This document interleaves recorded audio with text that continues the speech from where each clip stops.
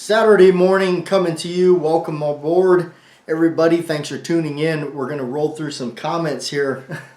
We are late to getting this one up and going and production-wise, so bear with us. We're kind of trying to get it going here.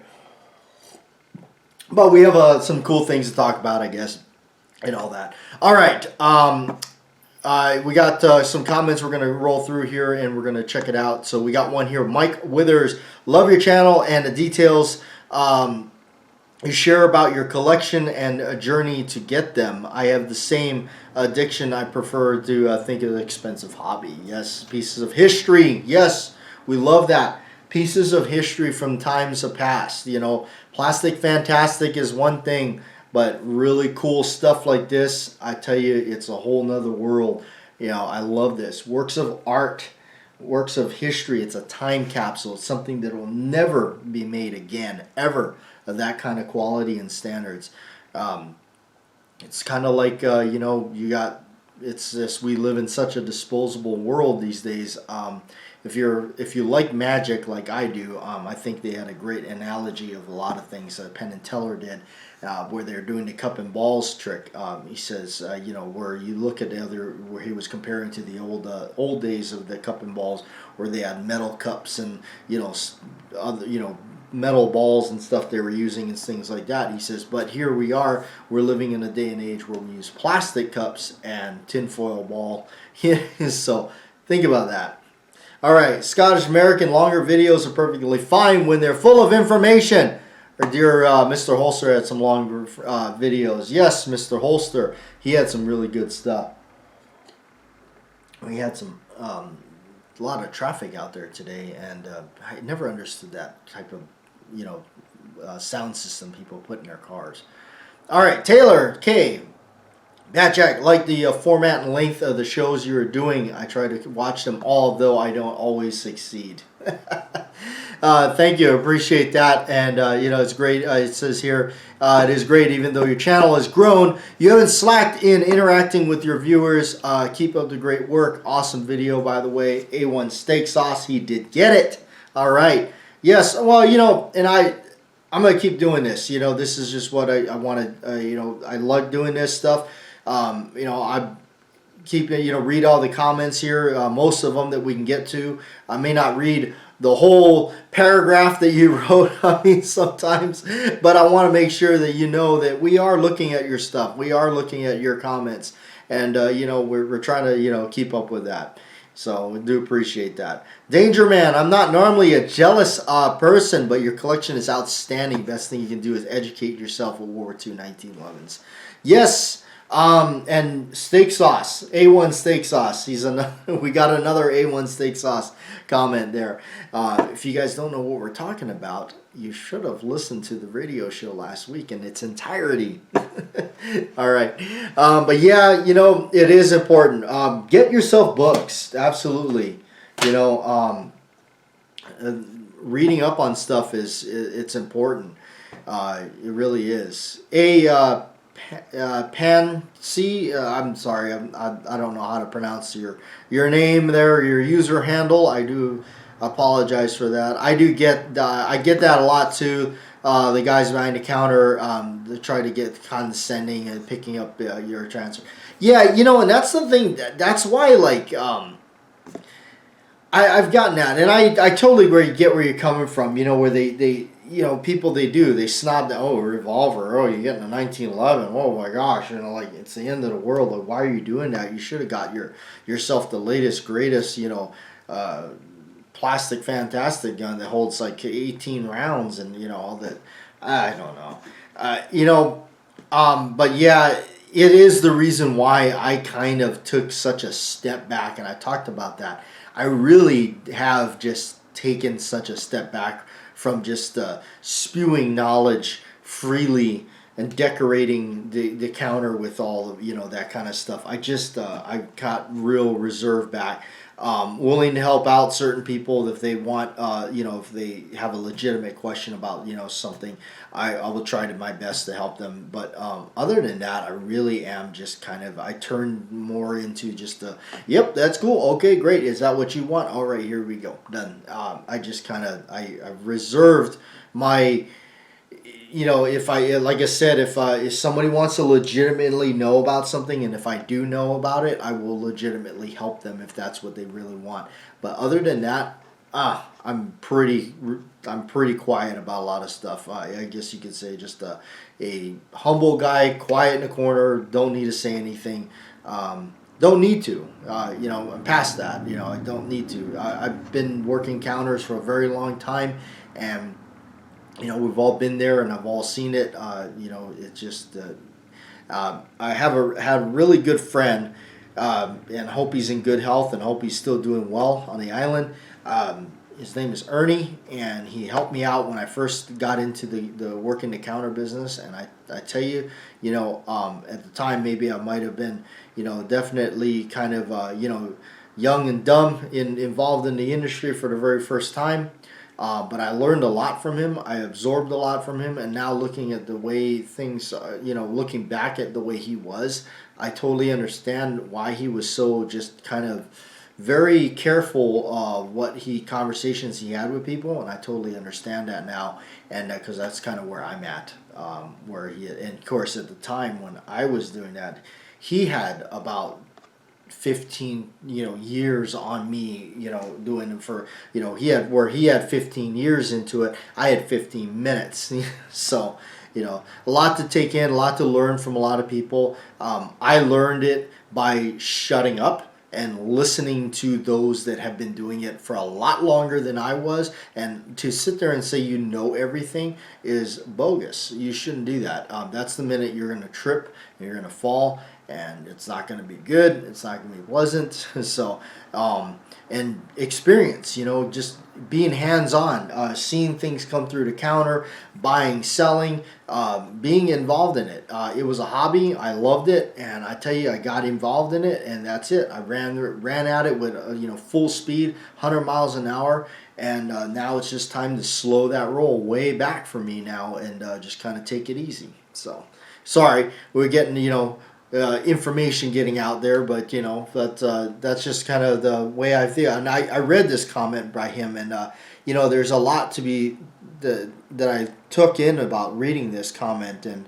how I know what you're talking about. I know how you felt when sometimes they somebody says, why would you carry a revolver? Why would you carry that 1911? And I worked at an indoor gun range for 5 years and carried a 1911 out there. I actually qualified one time with our monthly qualification with a revolver. So I do appreciate that comment. I'm going to give you a thumbs up on that comment too, because that was a really you really put a lot of thought into that, and that's really that's good. That's a good comment here. I like that. I like where we share things like that on the channel. KSFWG A1 steak sauce. We got another one. 15 to 25 minutes is good. I have a couple of 1911s, but as you know, your collecting heart is Smith & Wesson revolvers. End frames, yes. Looking for a model 657. What is that? I've never heard of that one. See, there we go. We got some new stuff. Hey, what is a 657-0? No dash, I guess you could say. All right. Big B6 Flyer. It's not an addiction. It's good taste. All right. And Beretta 9mm USA has responded to him. By the way, guys, yes, big shout out to Beretta 9mm USA, CZ 9mm USA. It's the same channel. It's the father and son has been doing some stuff. Great stuff. I think they have one of the coolest 1911 channels out there. You also got some tools and stuff they've been doing. So we do appreciate them, and we love watching their content. Beretta 9mm USA Senior and my fellow lefty over there. Great content they've been putting out all the time. He never fails to bring and showcase really good stuff and all sorts of other things too. So I really like the channel. I really do. I'm not just saying that. All right, Ron, sir, I also have an addiction to 1911s. I love them. Yes. Rich Stone, what books you keep talking about? List or show the video of them would be great. Thanks. The books are out there. One of them is the shop manual. I think it's called the Colt 45 automatic shop manual. They're kind of gotten a little bit pricey these days, but that's a good one. If you go to like midwayusa.com or brownells.com, look at books. They got a lot of stuff, reference books. I always look for the standard catalog of firearms. Keep them, even though if they're old. It kind of helps you identify prices. Also, if you're looking at a lot of the A1 1911 military guns, there is actually a standard catalog of military firearms that helps you identify a lot of the markings and everything like that in there. Also, which I'll bring out next time, I got the Larry Vickers 1911 books. We'll bring those out sometime and we'll take a look at them. But yeah, there's cool stuff out there. But I mean, a good source is right there, Brownells or Midway USA. Stephen K, good morning. JW, A1 steak sauce, enjoyed your longer format as more time to sip coffee and listen to great content. I do appreciate that. Yes, same confession. Oh, we got a confession going. Everybody, we got all kinds of people confessing. We got CZ 9mm USA, Stephen Cole, Stephen, we all have confessed that we have an addiction to 1911s. All right, Colt, 10mm security, brother. Your addiction is a common one. I started collecting Colt 1911s, primary government models, Series 70 gold cups. Lost interest and I went to the dark side. Started collecting Glocks. Oh no, no, nothing wrong with that. You know, I had a friend that back in Hawaii, and you know what? I bet you're listening or watching this, aren't you? And I used to think he's crazy collecting locks. But as it turns out, yes, I definitely would be. I did not think that I'd be saying that, but Glocks, some of those Glocks are collectible, if you can believe that. Yes, they are. And they fetch some serious money, too. All right, Beretta 9mm USA. A1 steak sauce, my fellow lefty. Yes. It's I totally understand what you're talking about as far as not meaning to come off as a know-it-all. We have an upcoming video that puts some things in perspective that we've been dealing with behind the scenes as of late. My hope is the video isn't completely received the way you talked about it in your video. I know our perspective comes from a lot of experience with custom 1911s. And there you go right there. And don't worry about it, young Beretta there. That's what it is. You guys over there, and that's what I mean talking about. You guys have the stuff. You've had it. You're experiencing it. You're out there. You're shooting it. Any input you have on that kind of stuff is going to be legit because you've actually had it. You're running it. You know, that's one thing. And it's like, and I mean, nothing wrong with it. But I mean, the guy that sits there and tells me that I've all my knowledge comes from watching videos. I mean, great, cool. There is knowledge to be gained. I'm not knocking that. But man, what experience, hands-on stuff. How many of these things have you owned, touched, felt, fired, checked out? You know, yeah. So anyway, no, I think you're gonna be just fine with the video. I've actually been kind of looking forward to it and checking it out and seeing when it was gonna come around. But yeah, nothing wrong with that. I'm not saying that, you know, but yeah, I've noticed that over time, working different shops and different people involved in the gun thing, they like have this, like, I don't know, it almost seems like they have this aura around them, like this, like, oh, I'm the best or something like that. And that's what I'm mostly talking about. You know, and like I said, I mean, back to the thing, yes, I mean, I know a few things. I know enough to be dangerous to myself, my wallet, my finances. But, you know, if somebody wants to ask us some question about, you know, hand loading or, you know, whatever, and it's a legit, they really want the help, they really want the input, I'll give them some. I'll definitely help them out with things. But I also am very careful not to barrage them with information, to start doing the spewing information type thing. And you know, getting carried away with that stuff, because also too much information, you just overload the person, and then you know that can be a problem too. So I've kind of learned to kind of tail that around, you know, and just kind of go, you know, I've literally seen people start conversations and encounters telling people stuff like I'm the best modern day gunfighter world's ever seen. Where do you even come off with that? So, all right. Bohemian Hunting Club, Addiction is Real. Awesome video. Thank you guys. I do appreciate that. And another great channel, guys. Bohemian Hunting Club. They've been doing some really cool stuff. A lot of outdoor stuff. If you like outdoors, they're a great channel. Sean Lee, A1 Steak Sauce. When we're talking firearms, no time is too long or short. Mike Benjamin, I have to admit, I do too for real. As soon as I seen your video pop up and it's on 45s, I couldn't click fast enough. I do appreciate that. I have a question. Do you think you shoot your Colts? Do you think when you shoot your Colts, are there a bunch of malfunctioning issues? If so, do you think they are just had bad magazines or clips? Like you said, people try to talk you out of purchasing one, and do you think that they themselves wanted that Colt you wanted, so they were steering you away from the... That is a good point. What you're talking about there is somebody would say, you know, that you're looking at something like, oh, I really, you know, but then the guy's going to steer you, talk bad about it because he secretly wants to pick that up, doesn't want to sell it to you. That's a possibility. No, for the most part, I don't have much of malfunctioning problems with my 1911s. For me, my experience with it all, definitely the magazine is one of the major culprits. I am not selling their product. I am not sponsored by them. I don't get praises from them, but I am all behind Wilson Combat's products. Their magazines are top of the line. I've always gone with their stuff. I've always loved their magazines. I've kind of become a snob in that sense because I only use their magazines in my 1911s. I just don't use any of the other ones. I have ran into too many crazy problems, failures, the base plate. I mean, you could just, it's insane the amount of problems I've had. So magazines, I would definitely go with magazines issues. Magazines, extractors get dirty, the extractors get worn out. Larry Vickers talks a lot about that, so does Wilson Combat.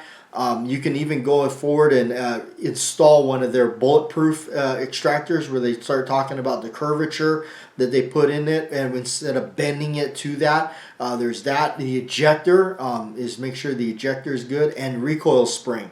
I run shock buffs. Some people like them. Some people have problems with them. Others don't. I don't have issues with them. And of course, ammunition. I hand load all my 45 auto or my 9mm ammunition. I use strictly all my own stuff in my gear. I try not to use other people's stuff because you're really taking a chance, I think, unless you really, the person, you really know them and they know what the heck they're doing.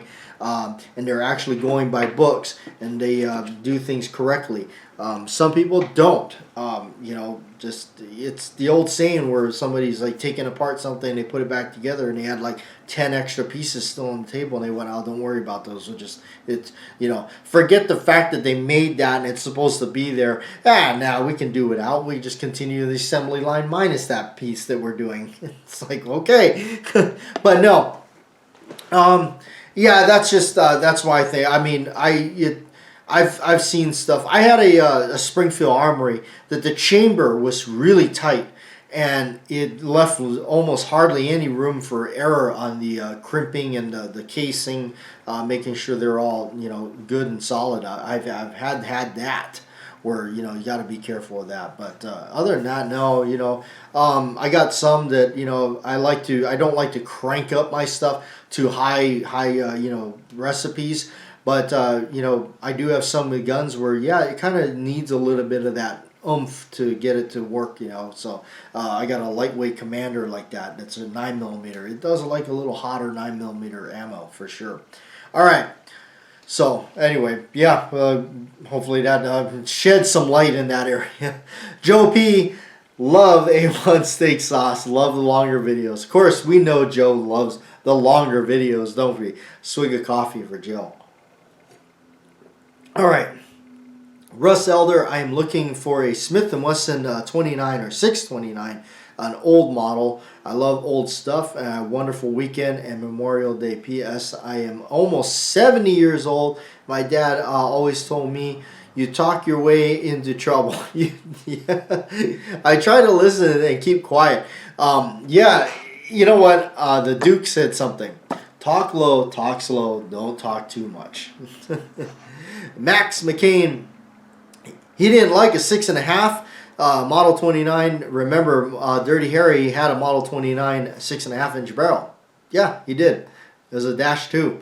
That was mostly what they used for it. It was a 6.5. The poster for Deadpool was an 8-inch barrel, 8 3/8 to be exact. But yeah, okay. Mike, your JW, your restraint behind the counter speaks well of you. We've all met that guy. You know, the one that probably calls out his name.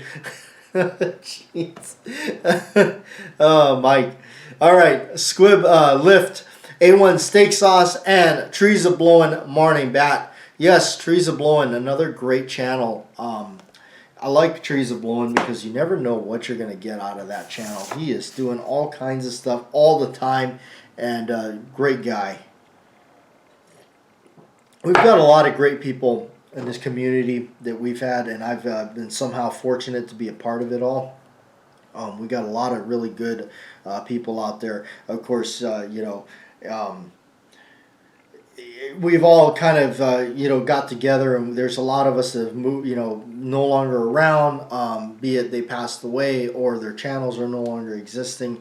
One I would like to definitely speak of on this time around, and some of you remember him that go way back, and that is 504 Dirt Dart. 504 Dirt Dart, I feel, brought a lot of us together.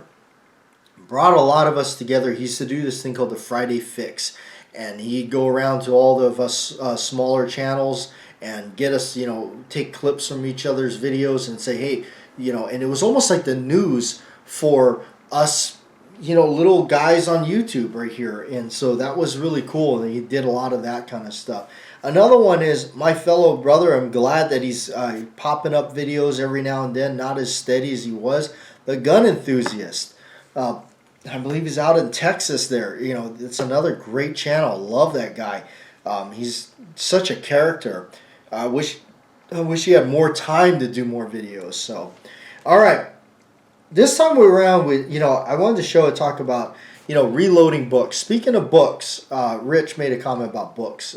Reloading books. I'm as I talked about hand loading and stuff. And what that's going to lead into that is this beautiful goodie we got here for the video's sake, and we're going to do a close-up of this thing. We got a Colt Police Positive here, a really old one, 1935. This thing is awesome. You can tell its age because it's got patent dates on the top of the barrel. Look at that half moon sight that they got on there. Really cool. That dates back to like the early detective specials that you would have seen, and everything a little checkered on the handle. Also, it's got the silver medallion on the grips there. That's another indication that it sets it back. And of course, these are those service grips that are really gorgeous. The bluing, of course, is fantastic. Also notice here where the screw or the takedown for the cylinder, it's got the extra piece there. That's also indications of the age of these things. So now what this is this Police Positive is chambered in 3220. Yes, very interesting cartridge, 3220. This thing locks up tight. I mean, you can hear it. Really it's tight. Everything on it's tight. Look at that. Gorgeous piece, gorgeous, wonderful, wonderful. But yes, look at that. Can't beat this kind of stuff. Look at that floating ejector rod out there. You can check and see. Look at that. Again, you can see how you turn it like that. You can see it's perfect. It's not bent or anything, so. But yeah, 3220, Winchester centerfire. Again, somebody said, well, I wouldn't buy that. You can't even buy ammo for that. A lot of that kind of stuff, you're going to have to make it. And that's where, when I first started shooting a lot, I was introduced to, hand loading right away. It was like, hey, you get to hand loading.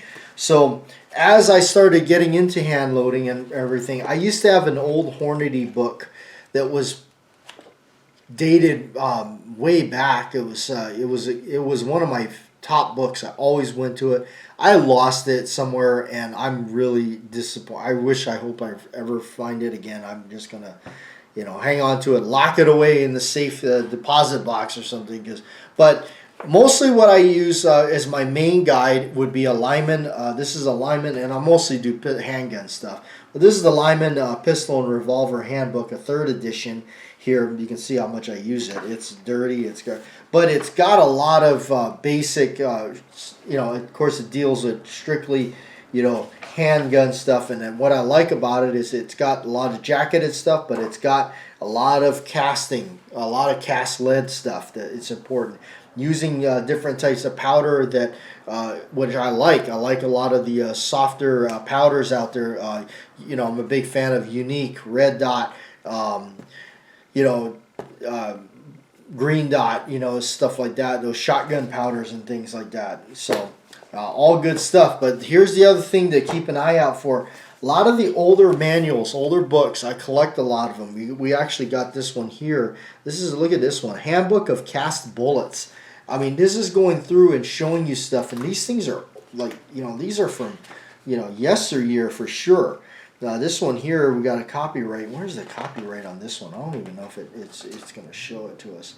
Yeah, here, copyright in 1958. This one here, 1958. So this kind of stuff, the information that these things have is, and you can't replace this stuff. Here's another one I got.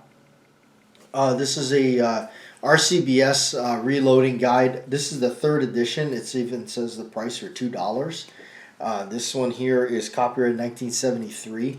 A lot of really good information about case prep, lubricate, case inspections and stuff like that. And then of course goes to the safe loads for beginners and stuff like that. They're talking a lot of rifle stuff, but there is pistol information in there, where here you got pistol loads, and it's really interesting because it tells you some of these, and you can see some of these older powders that of course they're talking about brands like Hercules, which turned into Alliant and all that. So all this kind of stuff is a wealth of knowledge. You can go through and look at, I like to go through and compare the powder charges, because sometimes when you're looking at through modern books, they're pretty lawyered up, and they're going to be very, not too much. They're afraid to do that. Where this is, old Elmer Keith kind of days,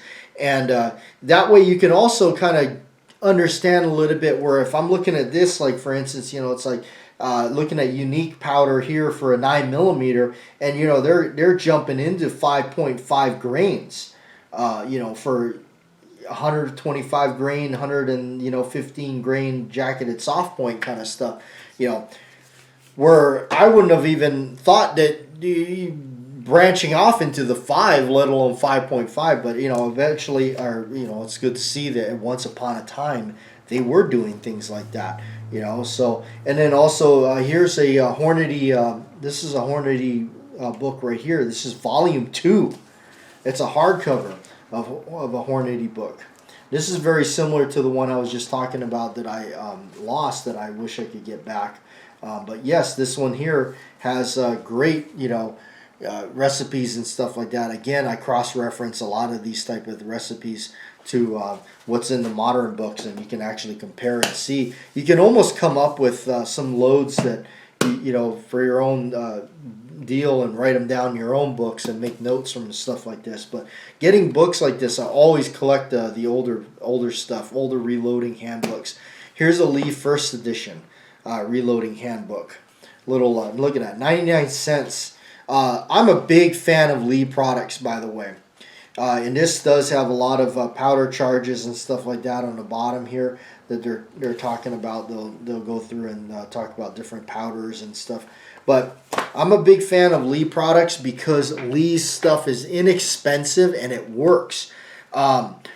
When you go through like reloading stuff, you know, like you always can tell a good reloading shop because they're going to have Lee products, Lee dies. I've been using a lot of Lee dies for over 10 years. I've got some of these Lee dies and they're still working. They're still doing their job correctly. And, you know, they don't look the greatest anymore, but I still use them and they're still cooking. So that kind of stuff, you know, look out for that, you know, Lee products, because they, of course, when I started, I mean, you could get a set of 4 dies for Lee for $20. Of course, that's not the case anymore. They seem to jump up to the $50, $60 mark in some cases. But, you know, there was one time I did buy a higher end die, and that was for my 3840. And speaking of that, again, you know, when we're talking about these calibers like this, you know, like I shoot 3840 in a single action. Like, you know, when you get these kind of cartridges, you're going to have to hand load. One of the things that I got for that was I specifically got a taper crimp, or not a taper, a roll crimp, I believe, for it, that made by Redding. And that die alone, just the die itself was like $50. But I needed it, and it does a good job, and that's what I wanted. I didn't want the one that made the teeth marks in it as far as crimping. Crimping your stuff is important, very important. You know, so make sure, you know, I mean, all these books, they talk about that kind of stuff. You know, read the books. So, all right, anyway, we're going to get out of here and let you go, but I do appreciate everybody hanging out for the shows and everything like that. Yeah, you know what? Next time we're going to break out some of the other books and things like that. So stay tuned, and we'll talk about some books and things that you can keep an eye out for. Now, sometimes these books get scarce, out of print, and hard to find and expensive. So keep an eye out for them.